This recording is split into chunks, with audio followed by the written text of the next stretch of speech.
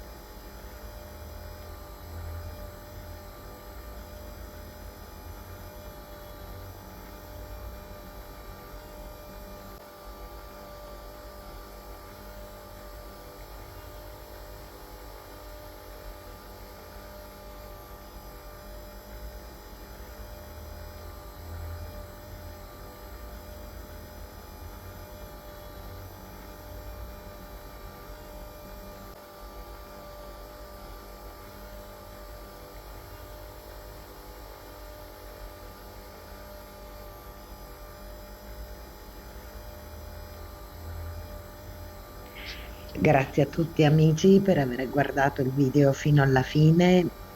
Se non sapete cosa commentare, come al solito, commentate 100. Spero che il video vi sia piaciuto e voglio ringraziare a tutti coloro che sostengono questo canale e grazie a tutti, soprattutto gli abbonati.